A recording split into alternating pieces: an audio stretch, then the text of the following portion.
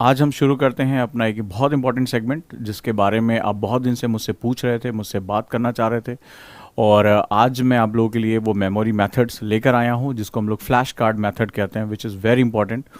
Right दोस्तों, नमस्कार। तो चलिए हम लोग शुरू करते हैं हम आज के इस मेथड के बारे में। आज का सेमिनार किस बारे में है? आज का सेमिनार बेसिकली एक बहुत ही इंपॉर्टेंट कॉन्सेप्ट है जिसको हम लोग मेमोरी फ्लैश कार्ड कहते हैं। जी हाँ, मेमोरी फ्लैश कार्ड ट्रिक जो होती है वो एक बहुत ही इंपॉर्टेंट ट्रिक होती है पढ़ाई में। बहुत से बच्चे इसके बारे में अवेयर नहीं होते। इंटरनेशनली ये बहुत ही ज़्यादा एक्लेम मेथड है, बहुत ही इंपॉर्टेंट मेथड माना जाता है। तो हम लोग इसके बारे में आज बात करने जा रहे हैं कि रिवीजन क्यों इंपॉर्टेंट है। सबसे पहला हमारा इस आज का सेगमेंट होगा। उसके पीछे जो साइकोलॉजिकल फैक्ट्स है और न्यूरोलॉजिकल फैक्टर दोनों आपसे मैं डिस्कस करूंगा। इसके बाद मैं आपको बताऊंगा कि एक्चुअली हम कैसे भूलते हैं, और अगला जो सेगमेंट है हमारी पढ़ाई में रिवीजन कहाँ नहीं होता है और कैसे हमें उसको लेकर आना चाहिए। और जो रिवीजन का सबसे बेस्ट मेथड है फ्लैश कार्ड मेथड, उससे आज आपको मैं परिचित कराऊंगा। तो आप सभी दोस्त तैयार होंगे? यस, रेडी हैं? तो हम लोग इसको शुरू करते हैं। और अगर आपके पास पेन और पेपर हैं तो ये बहुत ही अच्छा रहेगा, ताकि मैं जो आपको चीज़ें बताने जा रहा हूँ उसको आप लोग फॉलो करें, उसको जो है वो समझें और उसको अपने जीवन में अपनाएं, और आज से पढ़ाई में एक नया जो है वो सेगमेंट लेकर आएं। साथ ही साथ वीडियो के अंत तक जुड़े रहें। वीडियो के अंत में आपको एक बहुत ही महत्वपूर्ण मेथड, आज मैंने एक नया सेगमेंट लॉन्च किया है, उसके बारे में आपको बताऊंगा, और सभी के लिए निःशुल्क रहेगा वो। और उस मेथड के माध्यम से आपकी जो ये मेमोरी फ्लैश कार्ड है उसको मैंने बना कर दिया, वो आपके रिवीजन का एक बड़ा हिस्सा जो है वो बन जाएगा।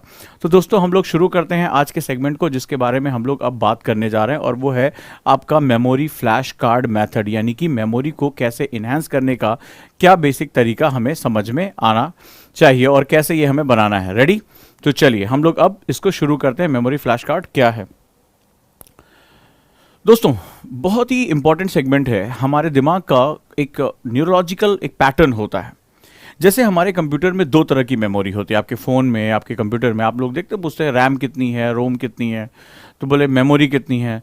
तो हमारे दिमाग में भी अगर हम बात करें तो इसी तरह से दो मेमोरी होती है, एक शॉर्ट टर्म मेमोरी, एक लॉन्ग टर्म मेमोरी। मैं इसको आप बेसिक सेगमेंट के बारे में बात करने जा रहा हूँ। वाई वी नीड रिवीजन, हमें रिवीजन यानी कि हमें अपनी पढ़ाई में रिवीजन यानी कि दोहराव को इतना इंपॉर्टेंस क्यों देना चाहिए। आप सबसे पहले इस बात को अगर समझ लेते हैं तो आपको समझ में आएगा कि बेसिक हमसे गलतियां कहाँ हो जाती हैं। इस वीडियो का बेसिक पर्पस है आपको यूपीएससी की तैयारी के दौरान छोटी छोटी गलतियों से बचाना। वो छोटी छोटी गलतियां जिनका इंपैक्ट इतना बड़ा होता है कि वो हमसे हमारे सुनहरे सपनों को छीन भी लेती है, हमें जो है डिस्ट्रॉय कर देती है। और लबासना पहुंचने की हमारे अंदर संभावनाएं थी, हमारे अंदर पोटेंशियल था, लेकिन हम छोटी छोटी गलतियां, उन पर छोटे छोटे समय पर हमें किसी ने बताया नहीं, हमने ध्यान दिया नहीं, और हमसे वो इतनी बड़ी डिजास्टर हो जाती है कि आगे चलकर हम अपने सपनों से बहुत दूर हो जाते हैं और हमें हमारी मंजिल नहीं मिलती है। इसीलिए यहां पर ओजांग आईएएस एकेडमी के इस मंच पर, इस यूट्यूब वीडियो पर मैं यही कोशिश करता हूं कि आपसे वो छोटी छोटी गलतियां ना हो। मैं जानता हूं कि आपके अंदर पोटेंशियल भरा हुआ है। आप अगर सपने देख रहे हैं, आप अपना समय निकालकर यहां आए हैं, तो डेफिनेटली आपके सपनों में बहुत जान है। एक टीचर होने के नाते, एक एनएलपी ट्रेनर होने के नाते मेरा उत्तरदायित्व है कि मैं आपको सही तरीके से गाइड करूं। तो दोस्तों, आप इस समय हिंदुस्तान के किसी भी कोने में बैठे हैं, बस मैं यही चाहता हूं कि अपने सपनों में हमेशा रंग भरते रहिए, उसमें विश्वास करिए और कोशिश करिए कि जो आपने चीजों को देखा, जाना, समझा, उसको लगातार पूरा करने का प्रयास करते रहिए। Let's start. हम लोग यहां से शुरू करते हैं। एक छोटा सा आपसे एग्जांपल लेता हूं। आप कभी किसी ऐसी जगह पर गए हैं, जैसे कोई अगर वर्जिन आइलैंड हो या कोई ऐसी जगह जहां पहली बार कोई घास का मैदान हो। आपने देखा होगा अगर आप एक बार ऐसे चलकर चले जाते हैं तो थोड़े से आपके पैरों का निशान बनता है, थोड़ा सा बनता है। आप ये चीज महसूस करते होंगे, राइट? आप इस बात को मेरे साथ एनालाइज करिएगा। तो इस घास के मैदान पर आप चलते चले गए और आपको क्या हुआ, आपके पैरों के दबाव से कुछ निशान बन गए, राइट? और कुछ समय बाद क्या होता है, कुछ समय बाद अगर आप वहां पर दोबारा आप वहां ना जाएं, दोबारा आप जो है वहां से गुजरें, तो आप देखते हैं क्या होगा, घास फिर से अपनी जैसी हो जाती है, फिर से वो अपना जो है वो सेगमेंट पा लेती है। क्या आप इस बात से एग्री करते हैं? क्या मेरी बात से आप जो है वो इत्तेफाक रखते हैं? प्लीज मुझे बताएं कि कोई भी अगर आप किसी घास के मैदान, किसी जंगल या किसी झाड़ झंकार से आप गुजरे हैं, तो वहां जो पैरों के निशान होते हैं एक बार बनते हैं, लेकिन कुछ समय बाद अगर 2-4 दिन वहां ना जाइए तो फिर से वो घास वैसी हो जाती है और आपको पता नहीं लगेगा कि आप किन रास्तों से होकर गुजरे थे। मानते हैं इस बात को? यस, प्लीज सब लोग मुझे बताएं। यस सर, हम इस बात से एग्री करते हैं, हमने अपनी लाइफ में ये चीज अनुभव किया है, देखा है, या खुद भी हम ऐसी जगहों से गुजरे जहां दोबारा हम कुछ दिन बाद गुजरे तो मेरे पैरों के निशान मिट चुके थे। एग्री? राइट?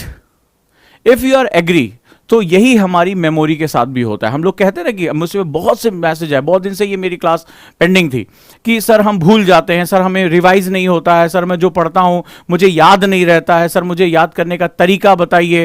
राइट, तो ये सारी चीजें आप जो है पूछते हैं। आज मैं उसी के बारे में आपसे बात करने जा रहा हूं।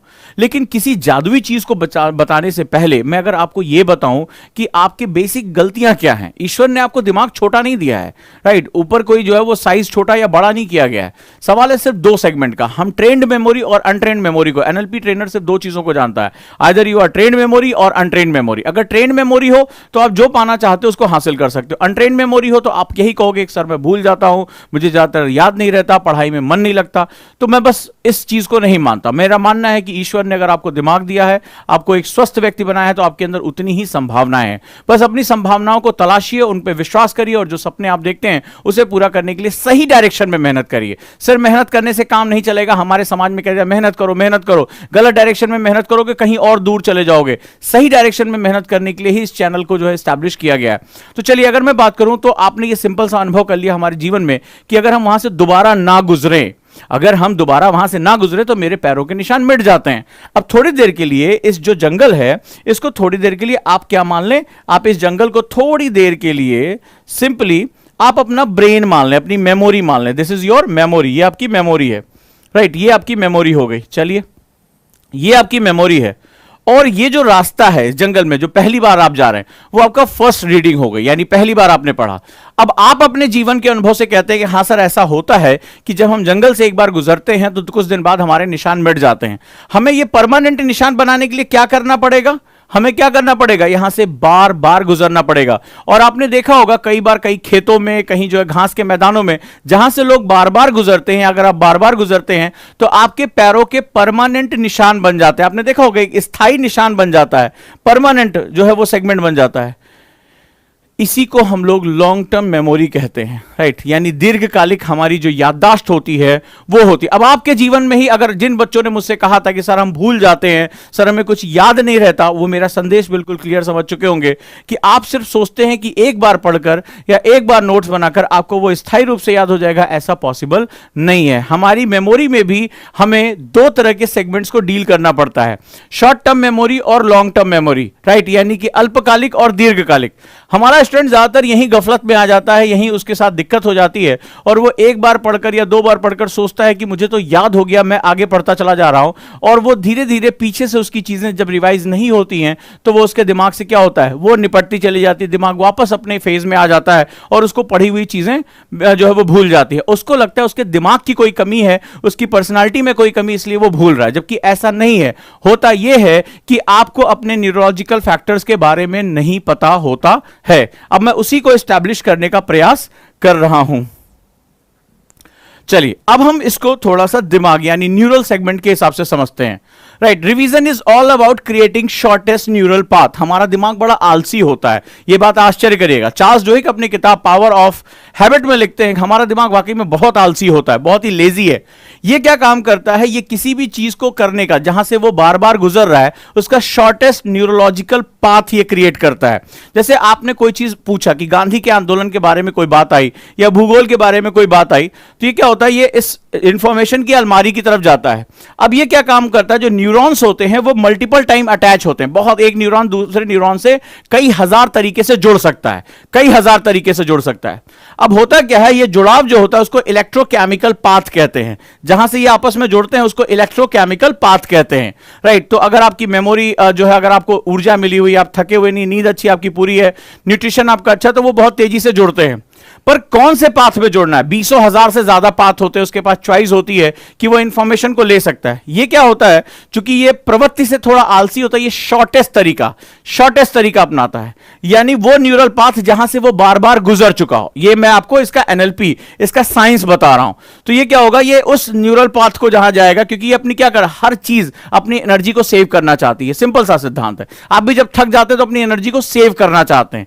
तो होता क्या है, ये सबसे छोटे पाथ की तरफ जाना चाहेगा जहां से उसका न्यूरल कनेक्टिविटी है। अब ये जो न्यूरल कनेक्टिविटी है क्या होता है, ये आप डेवलप करते हैं, राइट, ये आप डेवलप करते हैं। रिवीजन का साइंटिफिक मतलब होता है क्रिएटिंग शॉर्टेस्ट न्यूरल पाथ, यानी सबसे छोटा न्यूरल जो रास्ता होता है वही क्रिएट करना होता है।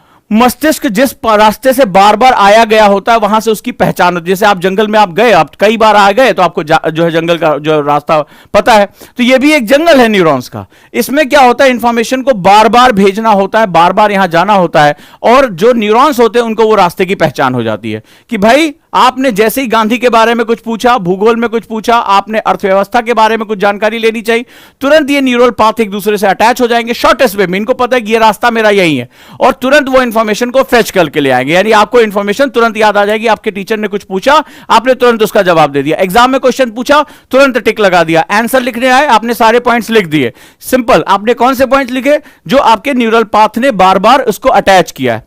क्लियर है? तो अब जरा अब यहां पर अगर हम देखें तो ये हमारे लिए सार्वभौमिक चीज है। यानी रिवीजन का मतलब क्या होता है? Creating a shortest neural path. Right. अब ये कैसे क्रिएट होता है? ये क्रिएट होता है जब हम बार बार जाते हैं, उस इंफॉर्मेशन को लेकर आते हैं, बार बार हम रिवाइज करते हैं, इसको दोहराना कहते हैं हमारी सामान्य भाषा में, और मैं इसको एनएलपी में इसको क्रिएटिंग शॉर्टेस्ट न्यूरल पाथ कहता हूं। तो ये जाकर क्या होता है, इलेक्ट्रोकेमिकल पाथ की पहचान हो जाती है और वो इंफॉर्मेशन लेकर चला आता है। अब जिन बच्चों ने मुझसे कहा कि सर हम जो है वो हम कुछ याद नहीं रख पाते, हम कुछ जो है समझ नहीं पाते, सो सिंपल सा फंडा होता है कि जब हम कुछ याद नहीं रख पाते, हम कुछ समझ नहीं पाते, तो इसका मतलब है कि तुम्हें एबीसीडी भी नहीं याद होगी। तुम्हें जो ये बोल रहे हो वर्ब, सेंटेंस, स्ट्रक्चर, ये तुम्हें कुछ नहीं याद होगा, लेकिन तुम्हें तो याद है। क्यों तुम्हें एबीसीडी नहीं भूलती? क्यों तुम्हें साइकिल चलाना नहीं भूलता? क्यों तुम्हें जो है वो जो तुम बात बोल रहे हो अपना नाम नहीं भूलता? कारण क्या है? उसका कारण है कि आप इसको बार बार दोहराते रहे हो, सालों से दोहराते रहे हो, इसको यूज करते रहे हो, इसलिए तुम्हारा ये पार्ट हो चुका है। नई चीज पढ़ रहे हो, उसमें तुम्हें दिक्कत आ रही है, और तुम सोचते हो कि मेरे दिमाग में कमी है, मेरे मेमोरी में कमी है, डॉक्टर को दिखाकर आते हो। ऐसा नहीं होता। सामान्य व्यक्ति के लिए सिर्फ ये न्यूरल पाथ को कनेक्ट करने की बात होती है। अगर आपने न्यूरल पाथ कनेक्ट कर लिया, आपके लिए चीजें आसान हो जाएगी। अब आपको समझ में आया कि रिवीजन आपके लिए इतना इंपॉर्टेंट क्यों है। राइट। आपको शॉर्टेस्ट यानी कि सबसे लघुतम, जो सबसे लघु न्यूरल पाथ है, न्यूरल मार्ग आपको जनरेट करना पड़ेगा। राइट। सबसे जो है लघु न्यूरल पाथ आपको जनरेट करना पड़ेगा। इसी को हम लोग बोलते हैं इंपॉर्टेंस ऑफ रिवीजन। जो स्टूडेंट इसको नहीं करता, वो आगे की तरफ जैसे जैसे पढ़ता चला जाता है, पीछे भी जैसे रेत पर से निशान उड़ते चले जाते हैं, वो रेत जो है वो निशान यहां से होते हुए खत्म हो जाएंगे। आगे चलते हैं हम लोग। नाउ स्टूडेंट के साथ सबसे बड़ी गलती क्या होती है? स्टूडेंट जो है वो सबसे बड़ी मिस्टेक क्या करता है, ये आप अभी देख लीजिए, अगर एग्री करते हो मुझे बताइए। वो जनरली इस तरह टाइम टेबल बनाता है, आप भी बनाते होंगे, ठीक है। टाइम टेबल, सुबह 6 बजे उठना, मान लो फॉर एग्जांपल, एक एग्जांपल के लिए लिया मैंने, फिर 7 से 8 हिस्ट्री पढ़ना, फिर 9 से 10 ज्योग्राफी पढ़ना, फिर 12 से 2 करंट अफेयर्स पढ़ना, XYZ ऑप्शनल पढ़ना, जो भी आप अपना सेटअप लेके रखते हो। मैंने ज्यादातर बच्चों के जो टाइम टेबल देखे हैं उसमें मुझे यही चीजें दिखाई पड़ी हैं। राइट। लेकिन सवाल है कि मैंने टाइम टेबल में बहुत ही कम, मतलब पॉइंट में वो बच्चे होंगे, 0.1 या 0.2% बच्चे होंगे जो अपने टाइम टेबल में रिवीजन के लिए कि this is time for revision, बहुत ही कम होंगे। 1 2 दुक्का 4 होंगे, 6 होंगे। मैं हालांकि बहुत दिनों से इस मंच पर यह कहता चला आ रहा हूं, लेकिन बहुत कम ऐसे स्टूडेंट होंगे जो बेसिकली अपने इस रिवीजन के लिए टाइम निकालते होंगे। राइट या रॉन्ग? मुझे बताएं प्लीज आप लोग। यस, मैक्सिमम लोगों ने कहा यस सर, टाइम टेबल में हम यही करते हैं। तो तुम्हारी नब्ज तो मैंने पकड़ ली है, ठीक है। गलती जो तुम करते हो उसके बारे में तो मैंने पकड़ लिया है। इसका दुष्परिणाम क्या होगा यह भी समझ लो। आप कहते हो कि सर मैं पढ़ता हूं पर मैं भूल जाता हूं, सर मुझे कुछ याद नहीं रहता, सर मेरे क्वेश्चन गलत हो जाते हैं जब मैं ऑब्जेक्टिव टेस्ट देता हूं। अब मुझे बताओ उसके पीछे जिम्मेदार कौन है, तुम्हारा दिमाग या तुम या तुम्हारी आदतें? तो एक्चुअली में इसके पीछे सिर्फ तुम्हारा अनट्रेन्ड ब्रेन है, जिसको तुम्हें प्रशिक्षण तुमने नहीं लिया कि एक्चुअली में पढ़ना और भूलना ये दोनों बड़ी महत्वपूर्ण क्रियाएं होती है। अगर दिमाग भूलेगा नहीं तो वो फट जाएगा, इतनी इंफॉर्मेशन जो हमारे दिमाग में आती है फट जाएगा। भूलना बहुत जरूरी है, लेकिन याद किसको रखना है, मेरी बात को ध्यान से समझना और इसको समझने की कोशिश करना। भूलना बहुत जरूरी है, नहीं तो हमारे जीवन में कितनी कड़वी यादें, कितनी तकलीफ वाली यादें हम कभी भूल ही नहीं पाते। लेकिन हमें याद किसको रखना, ये हमारी चॉइस है। भूलना दिमाग की टेंडेंसी है, याद करना हमारी चॉइस है। यानी हमारे पास वो विकल्प मौजूद है कि हम किस चीज को याद करेंगे। याद रहेगा आपको, तो वो आप अपनी चॉइसेस को बढ़ाइए। याद किसको करना है ये आपकी चॉइस हो सकती है, और आप अपनी इस चॉइस को एस्टेब्लिश करिए। और मान के चलिए कि भूलना इस दिमाग की टेंडेंसी है, नहीं तो शायद आपका दिमाग अब तक फट चुका होता, इतनी इंफॉर्मेशन से हमारा दिमाग गुजरता है। सो यू हैव टू, एक आपको आदत बनानी पड़ेगी कि आप चॉइसेस को बढ़ाएं कि मुझे इसको याद करना है। तो चलिए, आज मेरी जो क्लास है वो बेसिकली इसी के बारे में है कि भूलने से डरिए मत, याद करने के लिए रिवीजन की मैथोलॉजी को अपने टाइम टेबल में सेट करिए। राइट, दुनिया भर में सबसे आइडियल मेथड ऑफ लर्निंग क्या होती है? एक स्टूडेंट को बेसिकली किस चीज को फॉलो करना चाहिए? एक स्टूडेंट का टाइम टेबल बेसिकली इस मेथड को फॉलो करता है। मतलब दुनिया भर के जो टॉप मोस्ट स्टूडेंट हैं, जो अलग अलग यूनिवर्सिटी में टॉप करते हैं, अच्छे मार्क्स लेकर आते हैं, जो सक्सेसफुल हैं, जब उनके ऊपर रिसर्च किया गया, उनके टाइम टेबल पर रिसर्च किया गया, तो ये एक बहुत ही जबरदस्त रेशियो निकल कर आया जिसको हम लोग 60-40 रेशियो कहते हैं।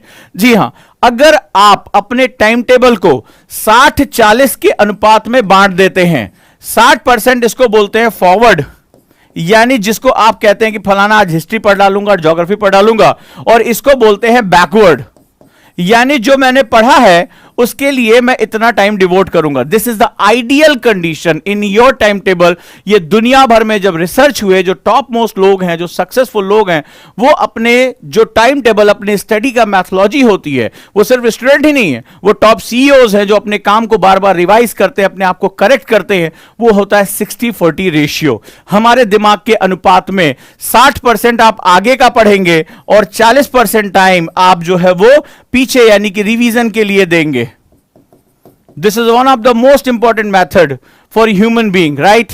तो 60-40 रेशियो इसको हम लोग बोलते हैं, 60-40 अनुपात के नाम से इसको बोला जाता है। यानी अगर आप 100 मिनट पढ़ाई कर रहे हैं टोटल, तो 100 मिनट में 60 मिनट आप जो है वो आगे अपने चैप्टर्स को पढ़ेंगे, लेकिन 40 मिनट आप जो है वो रिवीजन यानी पीछे जाने में उसको समय देंगे। अब ये पढ़ाई की टेबल पर भी दे सकते हैं, ये आप चलते फिरते भी दे सकते हैं। ये जो ट्रिक्स हैं वो मैं आपको बताने जा रहा हूं, क्योंकि आपके पास इतना सिलेबस है कि आप अपने सिलेबस में से 40% टाइम इकट्ठे इसके लिए निकालना आपके लिए बड़ा मुश्किल रहेगा। तो ओजांग गाइस एकेडमी वैसे भी बहुत इनोवेशन के लिए जानी जाती है। सबसे पहले मैंने इस मेथड में क्या किया? सबसे पहले मैंने इस मेथड में आपको दिया ऑडियो ऐप। जी हां, ऑडियो ऐप मैंने दिया। आपको पता होगा कि आज भारत की इकलौती ऐसी आईएएस एकेडमी जिसके पास अपनी खुद की ऑडियो ऐप है, जी हां, ओजांक ऑडियो बुक। राइट, आप प्ले स्टोर से जाएंगे, ओजांक ऑडियो बुक्स अगर आप डाउनलोड करेंगे, ये फ्री है सभी के लिए, टोटली फ्री, और इसमें मेरे लेक्चर्स हैं। और आज मैं उस पर मैंने लॉन्च कर दिया है मेमोरी फ्लैश कार्ड, जो मैं आज आपको मेथड बताने जा रहा हूं। उसके ऑडियो ऐप आपके सर ने खुद, मैंने अपनी आवाज में रिकॉर्ड करके उस पर डाल दिया, क्विक रिवाइज करने के लिए। पूरी एनसीईआरटीज या दो अदर टॉपिक्स है उसको आप क्विकली रिवाइज कर सकते हैं। इस सेक्शन को मैंने जोड़ दिया, इसमें आपके मोटिवेशन, हिस्ट्री, ज्योग्राफी, पॉलिटी, ये सारे लेक्चर्स आपको यहां मिल जाएंगे। और आप लोगों के प्यार की वजह से ही हम जो है ये काम कर पाए। पर्पस क्या है इसका, ये समझना बहुत जरूरी है। आप बहुत सा टाइम टहलने में, यात्रा करने में, आने जाने में, बहुत से हमारे बच्चे हैं जो किचन में काम करते हैं, जो नौकरी करने जाते हैं, वो सिंपली एक ईयरफोन लगाया और ईयरफोन लगा के आपने क्या किया, कान में सुनना शुरू कर दिया। लेक्चर्स आपको रिवाइज हो रहे हैं, आपके टीचर ने उसमें जो है इंपॉर्टेंट पॉइंट्स को जोड़ दिया है, आपका टाइम सेव हो गया और आपके कानों में बार बार वो आवाज जा रही है। This is one of the best method of revision. मेरे कुछ स्टूडेंट्स को बहुत परेशानी होती थी, वो बहुत दूर से आते थे ट्रैवलिंग करके। मैंने उनकी परेशानी को दूर करने के लिए इस मेथड को डेवलप किया और मैंने ये ऐप आप सभी के लिए, समाज को समर्पित कर दिया है। ओजांक ऑडियो बुक आज आपके लिए निःशुल्क अवेलेबल है, इसको सुने, इसमें मुझे फीडबैक दें। हम लगातार इसमें संशोधन करते जा रहे हैं, नए नए प्रोग्राम जोड़ते जा रहे हैं और इसके साथ आप लोग जो है वो जुड़ते रहें। राइट, तो ये पहला मेथड हो गया। दूसरा मेथड अब मैं आपको बताने जा रहा हूं, विच इज वेरी इंपॉर्टेंट, और वो है फ्लैश कार्ड मेथड। बहुत ही ज्यादा अंतरराष्ट्रीय स्तर पर इसका बहुत प्रयोग किया जाता है। जो बहुत अच्छे वक्ता होते हैं, अगर आपको स्पीकर बहुत अच्छा बनना है, रिवीजन क्विक करना है, नौकरी में जा रहे हैं, टाइम कम मिल रहा है, अगर आप गृहिणी हैं, तमाम तरह के लोग जिनको समय कम मिल रहा है, स्टूडेंट जिनको कॉलेज जाना पड़ता है, लगातार वहां पर उनको तैयारी के लिए समय नहीं मिलता, उनके लिए बहुत ही महत्वपूर्ण और मोस्ट इंपॉर्टेंट मेथड है जो अंतरराष्ट्रीय स्तर पर बहुत ज्यादा इस्तेमाल किया जाता है। सबसे बड़ा इसका फायदा क्या होता है? पहला इसका फायदा होता है ये क्विक रिवीजन, यानी तेजी से दोहराव के लिए बहुत ही महत्वपूर्ण होता है। दूसरा, ये मेमोरी को इन्हेंसमेंट करने का काम करता है, यानी मेमोरी भी तीव्र होती है। और तीसरा, ये आपकी राइटिंग स्किल यानी लेखन क्षमता को भी क्या करता है? इंप्रूव करता है। ये तीनों के लिए सबसे बहुत ही महत्वपूर्ण ये मेथड है। इसको हम लोग बोलते हैं quick revision, memory method and writing method. This is known as flash card method. अब चलिए हम जानते हैं कि ये फ्लैश कार्ड मेथड क्या है और ये कैसे आपके लिए बहुत सहायक हो सकता है। रेडी हैं? Yes yes. क्या करना है आपको? एक कागज ले लो और कागज को कई ऐसे छोटे छोटे टुकड़ों में काट लो। ये मेरे साथ एक काम शुरू करो, ऐसे छोटे छोटे हिस्सों में बांट लो। एक छोटा सा, मतलब ताश के पत्तों के बराबर इस तरह से ये छोटा सा होना चाहिए। राइट, सिंपल इतना कर लो। एक छोटा सा कोई भी एक कागज ले लो ताकि तुम्हें मेरे साथ समझ में आए। पेंसिल या पेन ले लो, ठीक है। इतना आप जो बेसिक मेरे साथ कर लो। ये कागज ले लो, इसको इस तरह से मोड़ लो जो जेब में आ सके, जितना ये हिस्सा जेब में आ सके उतना इसको मोड़ लो। चलिए अब हम चलते हैं। रेडी हो गए हमारे बच्चे? अब हम फ्लैश कार्ड के बारे में बात करते हैं। फ्लैश कार्ड क्या मेथड होता है? फ्लैश कार्ड मतलब होता है एक बेसिक कि जो मेरे क्रूशियल कॉन्सेप्ट है, जो मेरे कठिन जो है कॉन्सेप्ट, जिनको मैं भूल जाता हूं, उनको बार बार अपनी आंखों के सामने लाना ताकि वो हमारे दिमाग में उसकी इमेज प्रिंट हो। और जब वो इसकी इमेज प्रिंट हो तो उसके थ्रू हमारे दिमाग में न्यूरल पाथ का डेवलपमेंट हो। और हम जब न्यूरल पाथ डेवलपमेंट कर लेंगे तो कभी भी हमारा डाटा हम उसको खींचकर बाहर निकाल लेंगे। राइट और रॉन्ग? तो चलिए अब हम लोग जो है वो शुरू करते हैं और यहां पर बेसिक फंडा समझते हैं। तो जैसे ये एक बेसिकली कार्ड है, फॉर एग्जांपल ये एक कार्ड मैंने लिया और मैंने इस कार्ड का सेगमेंट इस्तेमाल किया। मैं यहां पर इसका एक वर्जन मेरे हाथ से बनाया गया एक फ्लैश कार्ड आपको दिखाता हूं। तो बेसिकली इसका यूज क्या करना है? इस तरह के फ्लैश कार्ड बनाने से मैंने आपको क्या बताया, एक तो रिवीजन बहुत तेजी से होता है। जब आप इसको बनाओगे तब भी आप रिवीजन करोगे अपने टीचर का पढ़ाया हुआ हिस्सा। दूसरा, इससे आपकी राइटिंग स्किल वो क्या होती है, वो इनहेंस होती है। तीसरा, ये हमेशा आपके पास उपलब्ध रहेगा। ठीक है, तो आपने क्या किया, इसको अपनी जेब में रख लिया, जब मन किया आपने इसको उठाया। तो इसके दो पार्ट हैं। बच्चे क्या गलती करते हैं, वो एक ही पार्ट में चारों तरफ लिख देते हैं। अब इसमें दो पार्ट हैं। एक पार्ट, जैसे ये मेरा एक फ्लैश कार्ड हो गया, मैंने यहां पर जो है वो एक टॉपिक लिखा इजराइल। अब यहां पर मुझे कोई इंफॉर्मेशन यानी फ्रंट हिस्से पर मुझे कोई इंफॉर्मेशन नहीं देनी है। यहां पर मैंने लिखा इजराइल। अब मेरे टीचर ने मुझे इजराइल के बारे में कुछ महत्वपूर्ण पढ़ाया, कुछ पैराग्राफ लिखा है। अब मुझे इसको शॉर्ट पॉइंट में कन्वर्ट करना है, लेकिन इसके फ्रंट हिस्से पर नहीं लिखना है। नो, आप इसके हिस्से को, जैसे ताश में दो हिस्से होते हैं, एक तरफ इक्का लगा होता है, दूसरी तरफ प्रिंट बना होता है। तो क्या करना है, आपको एक हिस्से में सिर्फ टॉपिक का नाम लिखना है, इसके सिवा यहां पर कोई इंफॉर्मेशन नहीं देनी है। स्टूडेंट सबसे बड़ी गलती करता है कि उसी हिस्से पर वो लिखना शुरू कर देता है। This is a wrong method. Right, सही मेथड क्या होगा, आपको सिर्फ जैसे यहां मैं आपको दिखा रहा हूं, आपने मेमोरी फ्लैश कार्ड यहां पर रखा, ये आपका टॉपिक हो गया। ज्योग्राफी ऑफ कंट्री में इजराइल के बारे में बात करने जा रहा हूं। इजराइल आपको पता है पिछले कुछ समय से बड़ा चर्चा में रहा है। अभी हाल ही में पेगासस विवाद में भी इजराइल का नाम आया। इससे पहले गाजा पट्टी पे जो स्ट्राइक हुआ वहां पर भी विवाद में आया। उससे पहले वहां पर जो है वो लंबे समय से वहां के प्रधानमंत्री थे, उनको नेतन्याहू को हटाने, दूसरे नए प्रधानमंत्री आने के लिए भी काफी विवाद चला। ठीक है, तो वो भी लंबे समय तक जो है ये चर्चा में बना रहा। राइट, ये आप जानते हैं बहुत अच्छी तरीके से। तो अब हम लोग बात करने जा रहे हैं कि हम इसको कैसे रिवाइज करेंगे। तो नियम नंबर 1 कि आप कार्ड के एक साइड में सिंबल डायरेक्शन में आप सिर्फ टॉपिक का नाम, कॉन्सेप्ट का नाम या जो भी आपको चीज भूल रही है, जो आपको कठिन लग रही, केवल उसका नाम लिखेंगे। अब आ जाते हैं इसके दूसरे हिस्से पे, कार्ड का दूसरा हिस्सा। अब यहां पर आपको शॉर्टेस्ट से शॉर्टेस्ट पॉइंट पे, शॉर्टेस्ट चाहे आप फिगर का इस्तेमाल करो, प्लस माइनस, बढ़ाना घटाना, वो बहुत छोटे छोटे जो है पेन से जो है वो या पेंसिल से बहुत छोटे छोटे आपको पॉइंट्स लिखने हैं इसके दूसरे तरफ। और कोशिश करना है ज्यादातर इंफॉर्मेशन मेरी कार्ड के एक हिस्से में आ जाए। आप पिक्चर का इस्तेमाल करोगे, सिंबल्स का इस्तेमाल करोगे, जो मैं LWMI क्लास में पढ़ाता हूं, LWMI का इस्तेमाल करोगे, कुछ भी करोगे, लेकिन इसकी जो है संख्या क्या करोगे, आप इसको जो दूसरे पॉइंट पर लिखोगे। फॉर एग्जाम्पल दिखाऊं, हां कैसे? तो ये मेरे कार्ड का, मैंने यहां पर लार्जर वर्जन दिया है, ये मेरे कार्ड का फ्रंट हिस्सा हो गया। क्लियर है? अब क्या करना है, आप पहुंच जाइए सेकंड हिस्से में। अब मैंने इस कार्ड के पीछे ये लिखा हुआ है, मैंने इजराइल के विकास का क्रम लिखा। आखिर इजराइल में जो विवाद हैं उनको समझने के लिए मुझे इजराइल के जन्म को समझना पड़ेगा कि इजराइल में क्या हुआ था। अब मैंने क्या किया, मैंने इस कार्ड के पीछे अपना सिंपल्स पूरी जो सेगमेंट, इससे भी छोटा आप कर सकते हो, इससे भी छोटा आप कर सकते हो, और आप इजराइल के विकास के क्रम को पूरी तरह से, इजराइल का पूरी हिस्ट्री, आप पूरा उसका राजनीतिक विकास आप एक कार्ड पे लेकर आ सकते हो। अगर आप बार बार भूलते हो, अब क्या होता है, डेट्स हमें हमेशा भूल जाती हैं। ठीक है, ये हमें बहुत प्रॉब्लम देती। क्या हुआ था 1949 में, क्या हुआ था 78 में, कौन सी जो है वो संधि हुई थी, ये अक्सर हमें भूल जाता है। मैंने एक ट्रिक बनाया, मैंने चार्ट में डाल दिया। चार्ट में क्या किया, मैंने इसके एक दूसरे हिस्से पे ये लिखा 1947, 29 नवंबर यूनाइटेड नेशन ने फिलिस्तीन को दो हिस्सों में बांट, एक भाग यहूदी दूसरा भाग अरबों को दिया। छोटा सा मेरा इंपॉर्टेंट हो गया, इसको और छोटा कर सकते हो, that is United nation divide. Divide का मतलब क्या किया, ऐसे जो है एक स्लैश मार दिया, डिवाइड कर दिया, वन फॉर यहूदीज एंड सेकेंड फॉर अरब। तो आपने वहां पे क्या किया, एक ही लाइन में, ये दो लाइन भी लिखने की जरूरत है तो आपको समझाने, बिगिनर स्टूडेंट के लिए मैंने इतना इस्तेमाल कर दिया। और थोड़ा सा भी स्मार्ट करोगे तो स्लैश मार दिया, एक तरफ आपने यहूदीज को दे दिया, दूसरी तरफ आपने अरब्स को दे दिया, ठीक है। फिर 48 में क्या हुआ, 15 मई यहूदियों ने अपने हिस्से का नाम इजराइल रखा, यानी शुरुआती दौर में इसका नाम इजराइल नहीं था, बाद में क्या हुआ, इसको जो है जो यहूदियों के पास हिस्सा आया उसका नाम इजराइल दिया गया, तो 48 में इसका नाम इजराइल पड़ा। 49 में पड़ोसी अरब देशों द्वारा इजराइल पर आक्रमण कर दिया गया, उनको शुरुआत से इस पर खतरा महसूस होता रहा। और 1957 में क्या हुआ, स्वेज जो संकट था, स्वेज जो क्राइसिस थी वो जन्म लेती है, ये एग्जाम के लिए बड़ा इंपॉर्टेंट है। 67 में फेमस, ये भी बहुत चर्चा में रहा, आप जानते हैं एग्जाम में आ चुका है, फेमस 6 डे वॉर, 6 देशों में जो है 6 देशों के अंदर 6 दिन के अंदर इजराइल ने 6 देशों को निपटा दिया था। तो इजराइल ने गाजा पट्टी, पश्चिमी किनारा, जॉर्डन और सिनाई पेनिनसुला पे कब्जा भी कर लिया और अपना क्षेत्र इसी में उसने क्या कर लिया, बढ़ा लिया, और गाजा पट्टी तक उसने अपना अधिकार कर लिया। 1978 मिस्र व इजराइल के बीच कैंप डेविड में, यूएसए में कैंप डेविड नाम की जगह हुई थी, जहां मिस्र यानी इजिप्ट और इजराइल में क्या हुआ, संधि वार्ता शुरू हुई, तथा 1979 में शांति संधि पर हस्ताक्षर हुआ। यानी इजराइल और जो है इजिप्ट ने कैंप डेविड में क्या हुआ था, एक संधि जो है वहां पर की थी, कब, 1978 में।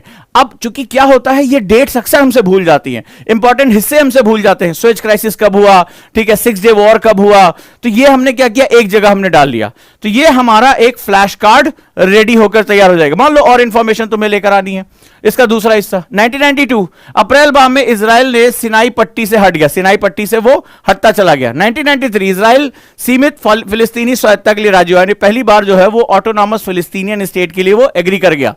1994 इजराइल और जॉर्डन के बीच 46 वर्षीय युद्ध समाप्त हुआ और दोनों के बीच जुलाई घोषणा पत्र, इसको जुलाई डिक्लेरेशन भी कहते हैं, पर हस्ताक्षर हुए, राइट। 1995 इजराइल और पीएलएफ के बीच में, आपको पता है कि जो फिलिस्तीन लिबरेशन फ्रंट जो फ्रंट है उसके बीच समझौता और पश्चिमी तट में फिलिस्तीन स्वायत्त शासन की स्थापना हुई।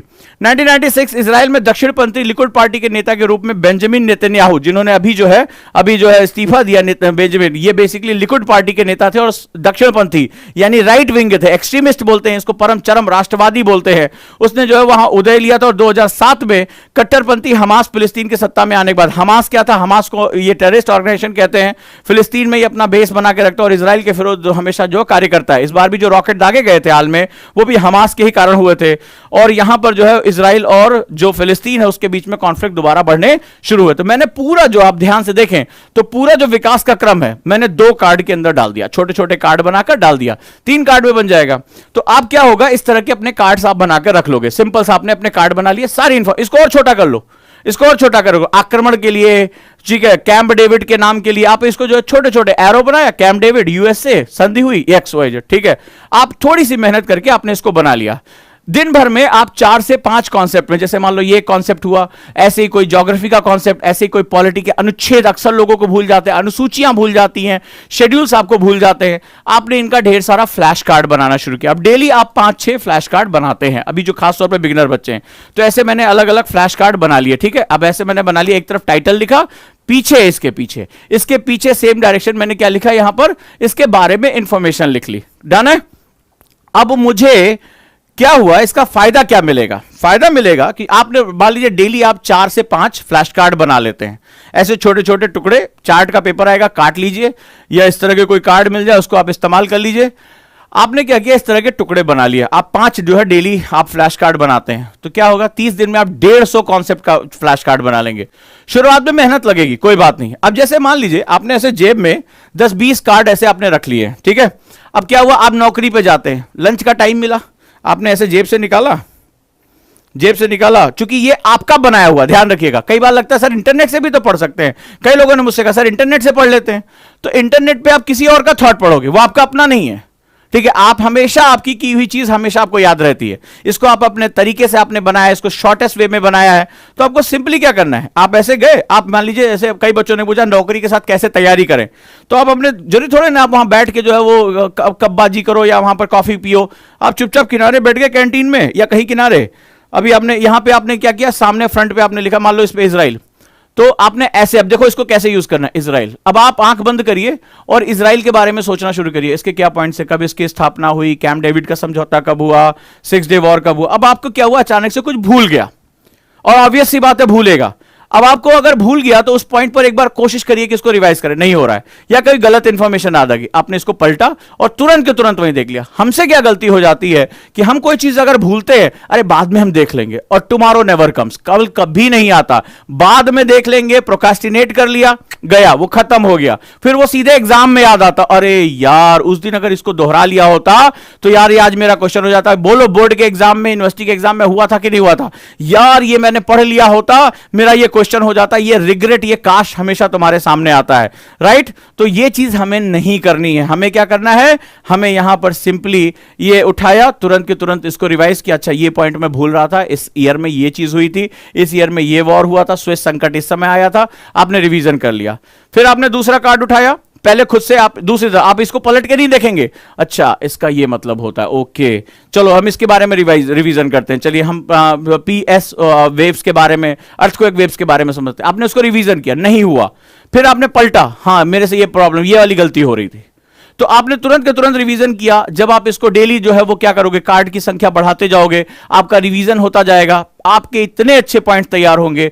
इंटरनेशनल वे में आप किसी भी, जहां पर हजारों डॉलर जो है वो प्रेजेंटर्स लेते हैं, जो लोगों को बोलना सिखाते हैं, बड़े बड़े नेताओं को बोलना सिखाते हैं, आप किसी भी बुक को पढ़िए, जो चाहे वो बराक ओबामा के जो स्पीच ट्रेनर रहे हो या किसी के भी रहे हो, आप जाके देखेंगे यही मेथड इस्तेमाल किया जाता है। ऐसे छोटे छोटे पॉइंट्स दिए जाते हैं कि इन पॉइंट्स को आपको एलेबोरेट करना है, उनके सामने ऐसे जो है पॉइंट्स रखे होते हैं, उनको प्रैक्टिस कराई जाती है, लेकिन इसकी फीस वो हजारों डॉलर में लेते हैं, राइट। आपको ये चीज बताई जा रही है, ये आपकी मेमोरी को इनहैंस करने, लिंक करने का ये बहुत ही ताकतवर मेथड है। अगर आपको ये पसंद आया तो आज से लगभग टारगेट करिए कि 3 से 5 मेमोरी कार्ड मुझे रोज बनाने हैं, 3 to 5 मैं बनाता रहता हूं। मुझे इस पे बहुत ही ज्यादा जो है वो, इस पे एक बहुत ज्यादा इनपुट मिलता है, बहुत ज्यादा मजा आता है इसमें। तो ये डेफिनेटली आप भी कर सकते हैं। शुरुआत में मेहनत लगेगी, शुरुआत हर चीज की कठिन होती है, इसमें कोई कहने वाली बात नहीं है। आपने जब जीवन में पहली बार खाना बनाया होगा, पहली बार चले होंगे, पहली बार साइकिल चलाई होगी, तो उस समय लगता था कि साइकिल चलाना दुनिया का सबसे कठिन काम है।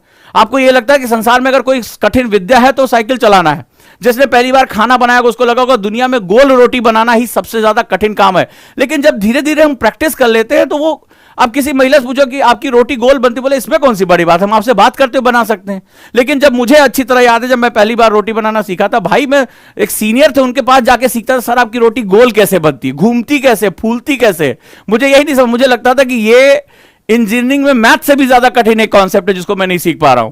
सो धीरे धीरे वो चीजें करते हुए आपकी प्रैक्टिस में आ जाती हैं। तो उम्मीद करूंगा कि ये रिवीजन की मैथोलॉजी को आप अपने जीवन का एक हिस्सा बनाएंगे और आप धीरे धीरे जो इसके पॉजिटिव एस्पेक्ट्स हैं वो आप यहां पे अच्छी तरीके से सीख पाएंगे दोस्तों। और आपके जो मेमोरी, आप कहते हैं मैं भूल जाता हूं, मैं लिख नहीं पाता हूं, आंसर राइटिंग में इतनी हेल्प करेगा, इतनी हेल्प करेगा। आपका जो मेंस की आंसर राइटिंग होती है उसमें ये आपको बहुत ज्यादा जो है वो क्या करेगा, हेल्प करेगा। और मैंने आपको हमेशा कहा कि 2 चीजों पर आप हमेशा फोकस करें, एक करंट अफेयर्स और दूसरा आंसर राइटिंग। ज्यादातर बच्चे इसी वजह से फेल होते हैं कि उनको लगता है कि आंसर राइटिंग लास्ट में की जाने वाली चीज है, लेकिन नहीं, ये दोनों चीजें डे 1 से आपकी पढ़ाई का हिस्सा होनी चाहिए। इसीलिए मैं एक कोर्स लेकर आ रहा हूं आंसर राइटिंग का, जिसकी कॉस्ट तो एक्चुअली 15,000 होती है, लेकिन जो पहले हमारे 1000 बच्चे हैं उनके लिए केवल 3,999 रुपए में। और ऐसा आंसर राइटिंग प्रोग्राम जो अभी तक इंडिया में नहीं पढ़ाया गया है, जहां पर इंटरनेशनल मेथड्स में, मतलब जो अंतरराष्ट्रीय रूप से बहुत ही इंपॉर्टेंट मेथड्स माने जाते हैं, वो आपकी आंसर राइटिंग, एस्से राइटिंग, आर्टिकल राइटिंग, आपकी पर्सनालिटी को पूरा चेक कर देगा। और एक बहुत ही बारीक कार्यक्रम है, बहुत ही सूक्ष्म प्रोग्राम है जिसको मैं लेकर आ रहा हूं आप सभी के लिए। इसके साथ जुड़ सकते हैं, पहले 1000 बच्चों के लिए फीस जो है वो इतनी ही है। इसके साथ जो फर्स्ट 1000 स्टूडेंट हैं उनके लिए फीस हमारी यहां पर है।